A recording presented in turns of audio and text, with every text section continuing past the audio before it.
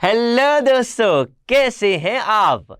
दोस्तों, आज मैं आपके लिए बहुत बढ़िया और कीमती तोहफा लेके आया हूं। है कैसा तोहफा? अरे बताइए ना, हमसे इंतजार नहीं हो रहा। जी तो दोस्तों, मैं आपके लिए आज सजेम्बू का एमडी कैट का पास्ट पेपर, उसका इंग्लिश का पोर्शन आपकी खिदमत में पेश करता हूं। तो दोस्तों, मेरे साथ बंधे रहिएगा। अभी किप्स वर्चुअल ज्वाइन कीजिए अपने बेटर फ्यूचर के लिए। दोस्तों, ये है हमारा पहला क्वेश्चन। मैंने बोला पहला क्वेश्चन, लेकिन यहां पर नंबर है 163। दोस्तों, जो एमडी कैट का पास्ट पेपर है उसमें इंग्लिश का पोर्शन 163 से शुरू हो रहा है। नंबर 1। नंबर 2, हम जितने भी क्वेश्चंस होंगे वो किस टॉपिक से आए हैं वो भी मैं आपको बताऊंगा। और एक और मजे की बात, सुनिए सुनिए सुनिए, रुको जरा। दोस्तों, एंड पे एक पूरी समरी होगी, यानी कि यूएचएस के टॉपिक का एनालिसिस कि कहां-कहां से ज्यादा क्वेश्चंस आए हैं। तो दोस्तों, है ना बढ़िया बात। मेरे साथ बंधे रहिएगा। ये लीजिए दोस्तों, 163 स्टेटमेंट आपके सामने है। This book was written by Rashid Khan. मैंने कुछ चीजें अंडरलाइन की हैं। क्यों? पहले स्टेटमेंट देखिए, identify the correct usage of क्या है? वॉइस। एक्टिव वॉइस और पैसिव वॉइस का क्वेश्चन है, यानी कि ये एक्टिव वॉइस भी दे सकता है और इसके ऑप्शंस में पैसिव वॉइस आएंगे, या ये पैसिव वॉइस दे सकता है, इसके ऑप्शंस में एक्टिव वॉइस आएंगे। ये लीजिए दोस्तों, ये चार ऑप्शंस हैं। Rashid Khan writes the book, Rashid Khan wrote the book, इसी तरह Rashid Khan written the book, Rashid Khan has write the book. दोस्तों, सबसे पहले आप देखिए, द बुक वॉज रिटन। ये लीजिए, इसको हाईलाइट कीजिए। ये वॉज रिटन क्यों आता है? देखिए दोस्तों, ये पास्ट इंडेफिनेट का क्या है? ये पास्ट इंडेफिनेट का पैसिव वॉइस है।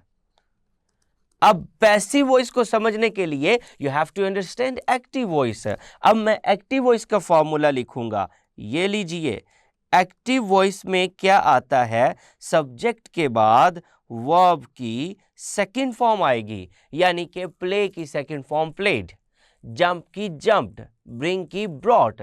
सब्जेक्ट के बाद वर्ब की सेकंड फॉर्म और ऑब्जेक्ट। दोस्तों, इसका अगर आप पैसिव वॉइस बनाएं तो ऑब्जेक्ट शुरू में आ जाता है, और आप याद रखें पैसिव वॉइस में हमेशा वर्ब की थर्ड फॉर्म इस्तेमाल होती है। तो कैसे बैलेंस करेंगे? इसका जो हेल्पिंग वर्ब है वो वॉज और वर्ब, और उसके बाद वर्ब की थर्ड फॉर्म, ये लीजिए, बाय के साथ आपने सब्जेक्ट एंड पे ले जाना है। अब हम देखते हैं, the book was written by Rashid Khan. अब वॉज रिटन है, वॉज तो पास्ट इंडेफिनिट के पैसिव वॉइस का हेल्पिंग वर्ब है। तो देखते हैं, Rashid Khan writes the book, ये एक्टिव वॉइस है, लेकिन ये किस चीज का है? ये तो प्रेजेंट सिंपल का है। अरे हमें ये नहीं चाहिए, हमारे पास तो ऊपर ऑप्शन में पैसिव वॉइस है। किसका? पास्ट सिंपल का। देखिए, Rashid Khan wrote the book. अब जब the book was written by Rashid Khan, यहां पर राशिद खान को शुरू में लेके आएंगे तो दोस्तों ये बन जाएगा राशिद खान। ये लीजिए, रोट। अब ये देखिए दोस्तों, राइट की सेकंड फॉर्म रोट है और थर्ड फॉर्म रिटन है। ये लीजिए, Rashid Khan wrote the book, ये आपका राइट आंसर है। राशिद खान रिटन, ये गलत है। क्यों गलत है? बात सुनिए दोस्तों, कभी भी सब्जेक्ट के बाद वर्ब की डायरेक्ट थर्ड फॉर्म नहीं आती, always followed by a helping verb. चाहे अगर एक्टिव वॉइस का है तो has, have, had, will have, shall have, would have, could have, might have, ये सारे हेल्पिंग वर्ब आएंगे।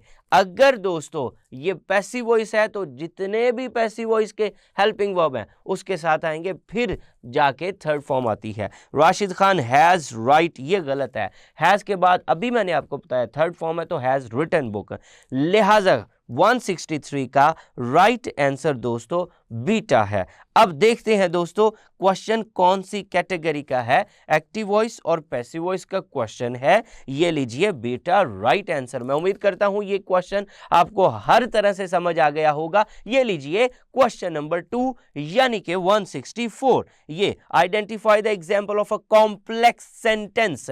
पहले ऑप्शंस देखिए दोस्तों, कॉम्प्लेक्स सेंटेंस होता क्या है, पहले तो इस चीज को समझिए। कॉम्प्लेक्स सेंटेंस होता क्या है, अगर हमें इस चीज की समझ आएगी तो ही हम ऑप्शंस को अंडरस्टैंड कर सकेंगे। कॉम्प्लेक्स सेंटेंस में क्या होता है दोस्तों, दो क्लॉजेस होती हैं। ये लीजिए क्लॉज 1 और ये क्लॉज 2। अब इन दोनों में से कोई एक क्लॉज दोस्तों डिपेंडेंट होगी, ये लीजिए, और एक क्लॉज इंडिपेंडेंट होगी। ऐसी क्लॉज जो अपना मीनिंग खुद स्टैंड कर सके वो इंडिपेंडेंट क्लॉज है। ऐसी क्लॉज जो अपना मीनिंग खुद स्टैंड ना कर सके, अकेले में वो मीनिंग ना दे सके, उसको किसी के सहारे की जरूरत हो, वो डिपेंडेंट क्लॉज होती है। तो सर बताइए डिपेंडेंट क्लॉज की पहचान क्या है? अरे रुको जरा, बता रहा हूं। ये लीजिए दोस्तों, जब भी इसके साथ सबऑर्डिनेटिंग क्लॉज कंजंक्शन लगेगी, मैंने सबऑर्डिनेटिंग कंजंक्शन लग के सबऑर्डिनेटिंग क्लॉज बनाती है, तो दोस्तों उसी को डिपेंडेंट क्लॉज कहते हैं। ये सबऑर्डिनेटिंग कंजंक्शन लगती है। सबऑर्डिनेटिंग कंजंक्शन का जो मार्कर होता है दोस्तों वो अ हैंडी निमोनिक। आप इसको ऐसे याद रखेंगे, ए वाइट बस। ए वाइट बस में 2 से 3 मैं आपको बता देता हूं, जैसे ऑल्दो, इसी तरह वाइट का व्हेन आ गया, और इसी तरह दोस्तों आई इफ भी आ सकता है, इसी तरह दोस्तों इन केस भी आ सकता है, टी दो, इसी तरह ए का ऑल्दो। ये सारे के सारे याद करने का तरीका है। अच्छा, जब ये मार्कर्स लगेंगे तो दोस्तों जो क्लॉज बनेगी वो सबऑर्डिनेटिंग क्लॉज, उसी को डिपेंडेंट क्लॉज कहेंगे। एक पॉइंट, इसके अलावा दोस्तों जो क्लॉजेस होती हैं डिपेंडेंट क्लॉज, वो नाउन क्लॉज हो सकती है, डिपेंडेंट एडजेक्टिव क्लॉज हो सकती है, और डिपेंडेंट एडवर्ब क्लॉज हो सकती है। तो दोस्तों देखिए किस तरह हमें पता चलेगा। अब हम वापस आते हैं, ये लीजिए, I both thanked him and rewarded him. ये नहीं है, ये एक सिंपल सेंटेंस है जो कि कंपाउंड प्रेडिकेट रखता है, यानी कि 2 वर्ब्स हैं। इसी तरह लाइफ इज जिंदगी है क्या, व्हाट वी मेक इट। ये लीजिए जिंदगी वही है जो हम बनाते हैं। ये वाला हिस्सा है ना व्हाट, इसको हाईलाइट करें, लाइफ इज जिंदगी है। अच्छा, जब वर्ब से आप व्हाट का क्वेश्चन करते हैं तो आंसर नाउन आता है।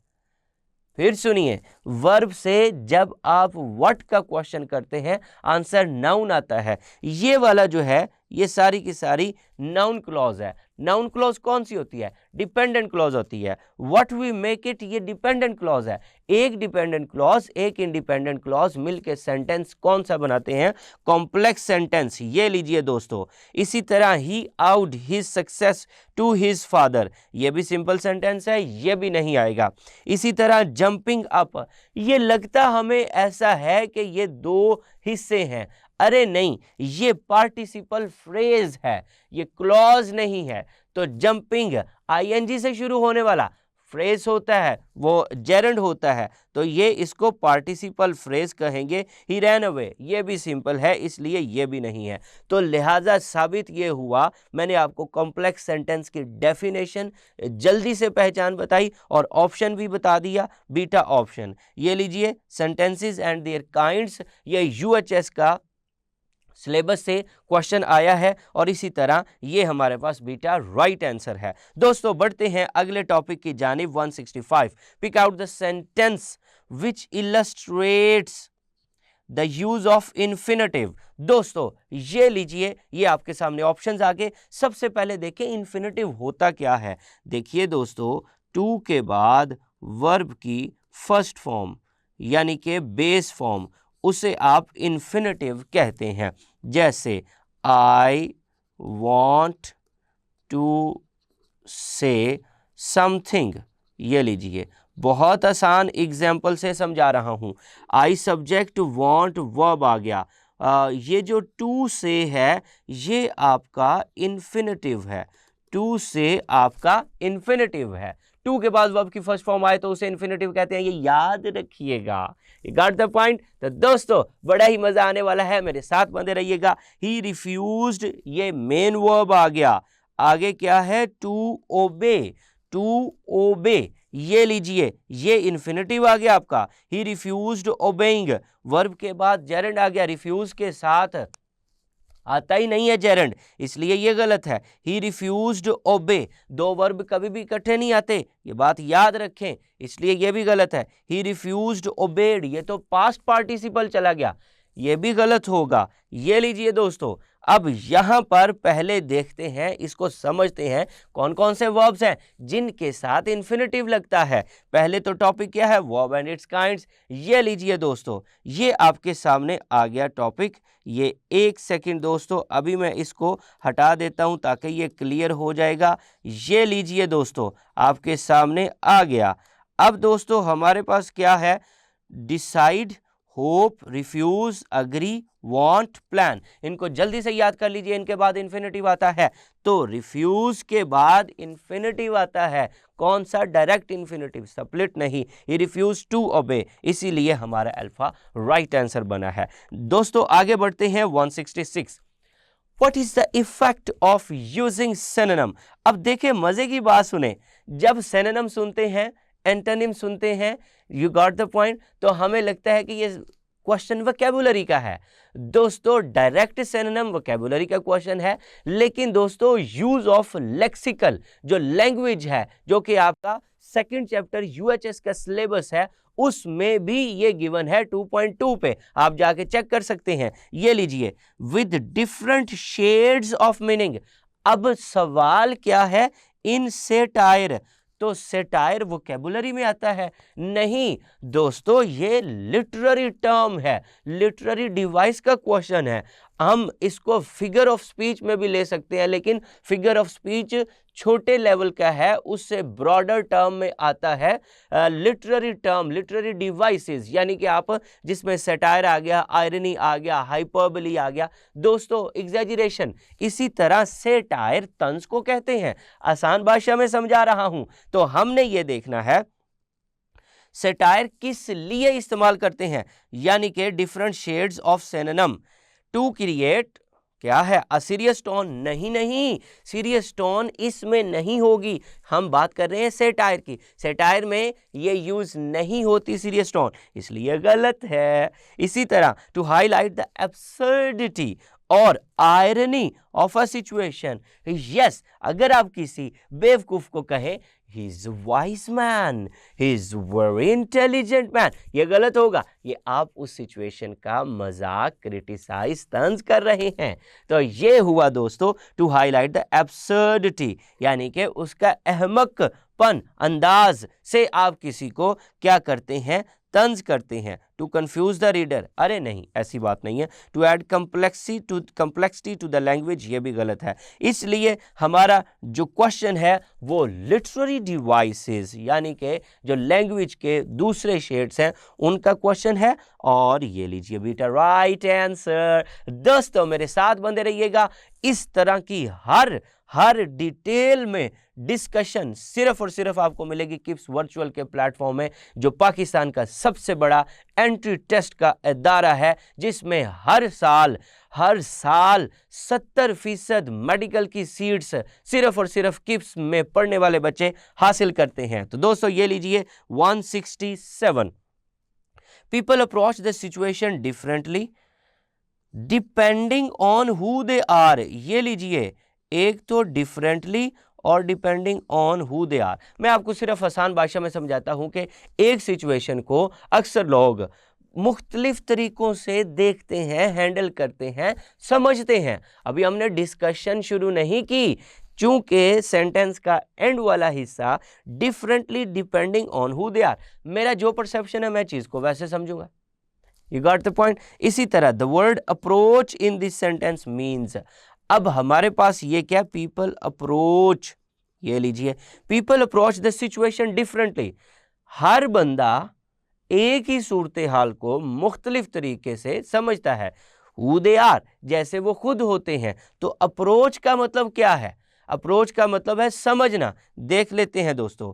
रिलेट, अरे रिलेट नहीं, रिलेट का मतलब क्या है? अटैच करना, हवाला देना, किसी चीज को किसी चीज के साथ रिलेट करना, ये नहीं आएगा। लगता वैसे यही है। सेंटेंस कंप्लीशन जो आपको पढ़ाया जाता है उसमें इसको आई कैचर कहते हैं। कोऑर्डिनेट भी नहीं है, किसी सिचुएशन को मुख्तलिफ तरीकों से कोऑर्डिनेट करते हैं।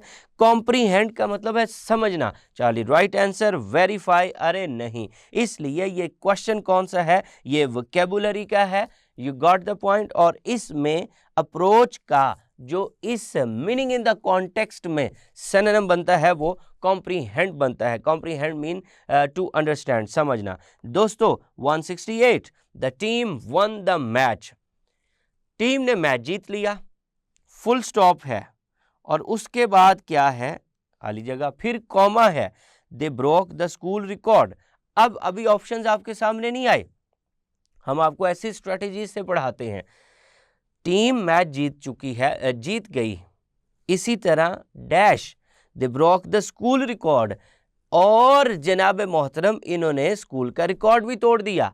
तो क्या है, एक बात में दूसरी बात ऐड करें। तो ऐड करने के लिए ये लीजिए दोस्तों, ये तो हो गया ट्रांजिशनल डिवाइसेस। अरे दोस्तों, ट्रांजिशनल डिवाइसेस क्या होती हैं? दो सेंटेंसेस में ब्रिज का काम करती हैं। You got the point. अब वो कंट्रास्ट भी हो सकता है, ऑपोजिट भी हो सकता है, वो कंपैरिजन भी हो सकता है, वो जनाब मोहतरम एक चीज में दूसरी चीज की एडिशन भी हो सकती है। तो दोस्तों सिमिलरली, इसी तरह, अरे नहीं ये तो कंपैरिजन के लिए इस्तेमाल होता है। नेवरदलेस ऑपोजिशन के लिए, ताहम, इसी तरह फर्दर मोर मजीद बड़ा एडिशन के लिए, इंस्टेड के बजाय, ये भी कंट्रास्ट है। तो दोस्तों ये लीजिए, ये ट्रांजिशनल डिवाइस का क्वेश्चन है। ये देखिए दोस्तों, हमारे पास क्या है? फर्दर मोर राइट आंसर, और एक ये एक्स्ट्रा चीज मैंने आपको बताई है। वो क्या है? Rule to remember. ये वैसे मैंने बयान कर दिया है। कॉमन कनेक्टर्स, यानी कि कनेक्टर्स भी हैं, हम इसको कंजंक्टिव एडवर्ब के तौर पर भी लेते हैं, जो एक चीज़ को दूसरी जगह के साथ ब्रिज करते हैं। फर्दर मोर, मोर ओवर किसके लिए? इन एडिशन, ये एडिशन करता है। हाउएवर, नेवरदलेस कंट्रास्ट करता है। देयरफॉर, दस, ये रिजल्ट को शो करता है। सिमिलरली, लाइकवाइज, कंपैरिजन, ये मैंने आपको बता दिया है। दोस्तों राइट आंसर हमारा क्या बना? फर्दर मोर के बाद कॉमा लगा हुआ है, ये बात याद रखिए। नेक्स्ट हमारे पास है दोस्तों 169। 169 में हमारे पास क्या है? Identify the sentence with no spelling error. Spelling error देखने हैं दोस्तों, ये आसान है। अब चार ऑप्शंस हैं, उनको पढ़ने का तरीका क्या है? आप डायरेक्ट ऐसे पढ़े।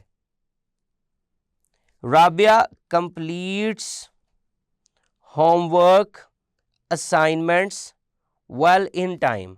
अब देखते हैं मिस्टेक कहां पे है। राबिया कंप्लीट्स, ये भी ठीक, ये भी ठीक। HOMEWORK, work assignments well in time. Rabia complete, ये गलत है। क्यों? ये तो सब्जेक्ट वर्ब अग्रीमेंट का भी क्वेश्चन है, UHS के चैप्टर नंबर 3 में गिवन है। ये लीजिए, राबिया कंप्लीट तो होगा नहीं। क्यों? क्योंकि singular subject singular verb.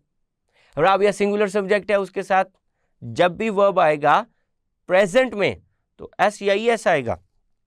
Rabia completes, ये गलत हो गया। राबिया कंप्लीट्स होमवर्क असाइनमेंट, ये देखें, इसमें डबल S है, इसमें भी डबल S है, और इसमें सिंगल S है। ऑड वाला हटाते जाएं। You got the point. अब राबिया कंप्लीट्स, ये ठीक है। होमवर्क असाइनमेंट्स, अब ये देखें दोस्तों, यहां पर N है, यहां पर भी है, यहां पर भी है, यहां पर नहीं है, इसलिए इसको हटा दें। ये लीजिए दोस्तों, अब हम देखते हैं इसका।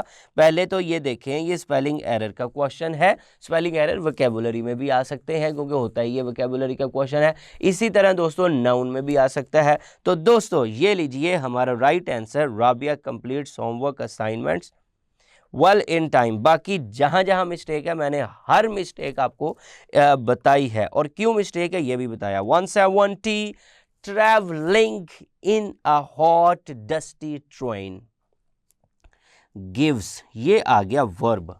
मैंने क्यों इसकी पहचान करवाई है दोस्तों? आम तौर पे क्या होता है, ये देखें, सब्जेक्ट वर्ब ऑब्जेक्ट, ये बेसिक इंग्लिश का रूल है। वर्ब से पहले सब्जेक्ट, आमतौर पे, वैसे तो जनाब मोहतरम हेल्पिंग वर्ब भी आ सकता है, कुछ ऐसे हैं जिनमें वर्ब पहले भी आता है इन्वर्जन स्टाइल में। सब्जेक्ट वर्ब ऑब्जेक्ट, ये वर्ब है। आमतौर पे वर्ब से पहले क्या आता है? सब्जेक्ट आता है। आपको पता है सब्जेक्ट और ऑब्जेक्ट आमतौर पर क्या होते हैं? वो नाउन होते हैं। ये लीजिए दोस्तों, अब ट्रैवलिंग, जब भी सेंटेंस आईएनजी से शुरू हो रहा होगा तो वो क्या होगा? ये लीजिए, वो क्या होगा? जेरेंड होगा। तो यहाँ पर गिव वर्ब है, वर्ब से पहले नाउन है, तो travelling in a hot dusty train, ये क्या आ गया? नाउन आ गया। तो दोस्तों ये पहले तो देखें ये क्वेश्चन किस चीज़ का है, ये फ्रेजेस का क्वेश्चन है, क्लॉजेस का नहीं है। तो दोस्तों देखते हैं कौन सा फ्रेज है, नाउन फ्रेज है। बाकी आगे मैं बताता हूं। The underline part of sentence is, देखिए adverb phrase, adjective phrase, noun phrase, infinitive phrase है। एडवर्ब फ्रेज जो होता है दोस्तों वो हमें आंसर करता है व्हेन, वेयर, व्हाई। पहले फ्रेज को छोड़े, पहले एडवर्ब को देखें। एडवर्ब क्या होता है? आंसर हमें करता है when, why, where, how an action is happened, ये बताता है। एडजेक्टिव क्या कहता है? एडजेक्टिव दोस्तों बताता है हमें किसी एक नाउन को मजीद मॉडिफाई करता है। इसी तरह नाउन फ्रेज क्या होता है? नाउन की जगह पर काम करता है। इसी तरह इन्फिनेटिव फ्रेज क्या है? Two plus first form. तो दोस्तों यहां पर हमारे पास आंसर है नाउन फ्रेज। क्या है? Noun phrase. मैंने आपको एडवर्ब फ्रेज भी बता दिया। अब फ्रेज की डेफिनेशन सुने।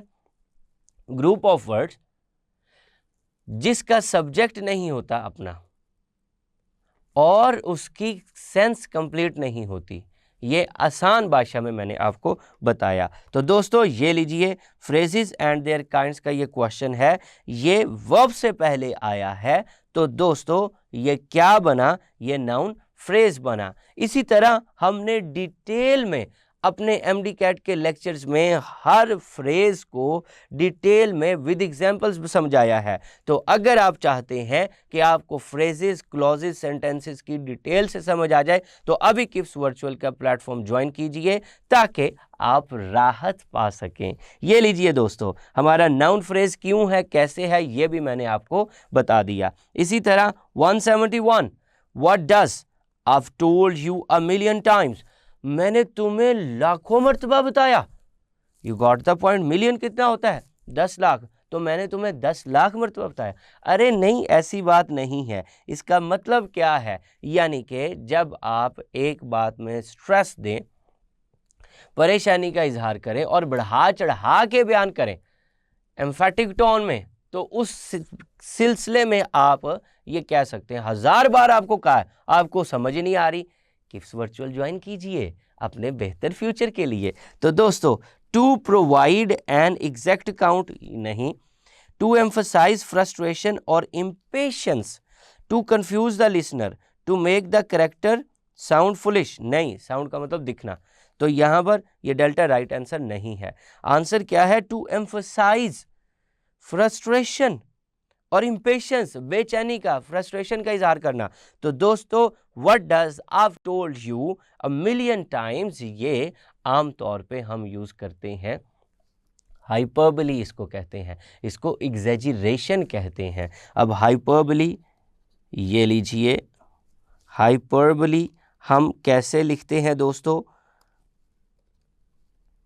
दोस्तों इसी तरह और भी बहुत सारी लिटरेरी डिवाइसेस हैं, BOLE, ये बताना चाह रहा था। हाइपरबली एग्जैजरेशन को शो करता है। ये हमारे पास लिटरेरी डिवाइस का क्वेश्चन है और राइट आंसर हमारा बनता है टू एम्फसाइज फ्रस्ट्रेशन और impatience.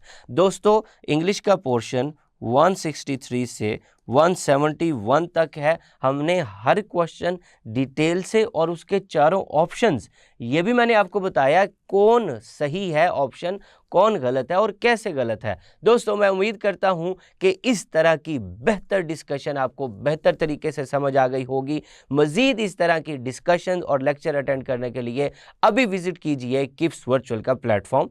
Thank you very much.